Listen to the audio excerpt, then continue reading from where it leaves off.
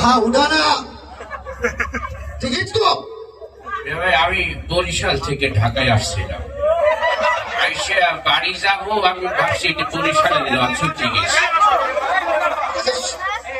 ওটা বুঝতে পারছি, তোমার দেখাও টিকিটটা দেখাও। টিকিট করছো না? বরিশাল থেকে ঢাকায় আসছি, দেখি কত সুন্দর সুন্দর কেবিন, সবাই পরিবার মা পরিজন নিয়ে ফিরে এসে আমার কাছে তো অত টাকা নেই। আমি লঞ্চে ওই ডেকের ভিতর কেতা বালিশ নিয়ে শুয়েছিলাম। সেটা বলছি, কিন্তু তোমার টিকিটটা তো দেখা লাগবে। টিকিটটা দেখাও। ভাই কত ভালো ভালো বিজনেস ক্লাস সিট আছে, সেইগুলোর আমি টিকিট কাটতে পারিনি। পরে আমি কেতা বালিশ নিয়ে শুয়েছিলাম। বিজনেস ক্লাস লাগবে না, তুমি যে লঞ্চে ভ্রমণ করতে আসো, যে লাল যে ছোট কাগজের টুকরোটা দেয় ওটা কোন? তারপর আমি সদরঘাট নাই নিয়ে তারপরে ভাবছিলাম এক আত্মীয় স্বজনের বাড়ি যাবো, ঢাকা শহরে কিছু চিনি না। পরে আবার লঞ্চ এসে কেতা বালিশ নিয়ে শুয়েছিলাম।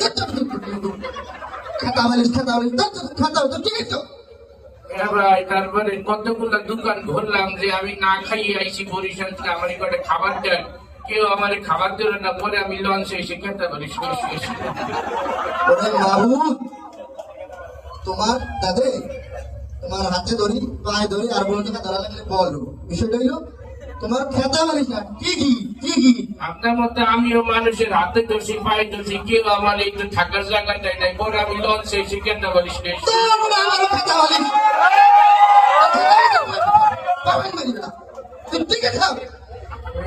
তারপরে আমি গেছিলাম মতিঝিল, কত বড় বড় অফিস, কত ভিআইপি চেয়ার, কেউ আমার বসতে দেয় নাই।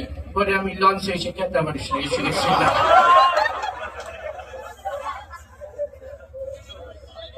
ইয়া, তুমি কি আমার কথা বুঝো? আমিও কত মানুষকে বোঝানোর চেষ্টা করছি যে আমি বরিশাল থেকে আসছি, একজন অসহায় মানুষ, কেউ আমার কথা বোঝে নাই। পরে আমি লঞ্চে এসে খেতে পারি শুয়েছিলাম। খেতা বালিশের পর্বটা বাদ দে, ওটা নাই, ওটা মেমোরি থেকে ডিলিট করো। তুমি টিকিটটা খাও।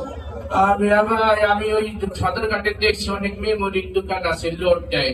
আমি বলছিলাম সময় কাটে না, আমার মেমোরি থেকে একটা গান লোড দিয়ে দেন, কেউ ফিরি দেয় নাই। পরে আমি লঞ্চে এসে খেতে বলি শুয়েছিলাম। এখন দশায় টানে না, এখন দশায় টানে না, দশায় তুমি তোমার টানে মার আমার কোনো কিনলে যাই হোক। ওরা বিষয় তুমি টিকিটটা দেখাও। তোমার সাথে আমার কোনো শত্রুতা নাই, জমি জমা নিয়েই নাই বাবা। তুমি আমি বহুত বুঝাইছি মানুষে যে আপনার সাথে তো আমার কোনো শত্রুতা নাই, কোনো জমি নিয়ে দ্বন্দ্ব নাই। আমার এক বেলা একটু আপনার এখানে নাস্তা খাইলে কি হবে, তাও কেউ শোনে নাই। পরে আমি লঞ্চে এসে খেতে পারি।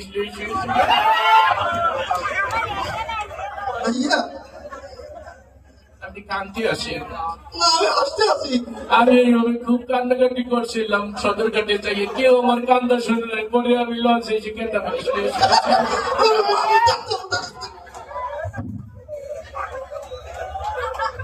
ভাই পিস্তালে আমার কেতা বালিশ আছে, একটু দেখে দেখবে।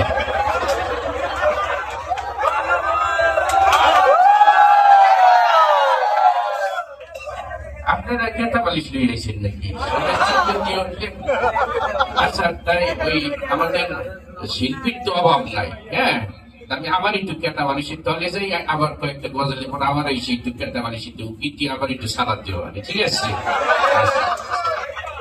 আবারও খান সাহেব আমাদের মাঝে আসবেন ইনশাআল্লাহ। এবারে সঙ্গীত পরিবেশনের জন্য মঞ্চে আসছে হামদান শিল্পী গোষ্ঠীর শিল্পীরা। মঞ্চে এবারে শিল্পী হামদান শিল্পী গোষ্ঠীর শিল্পীরা।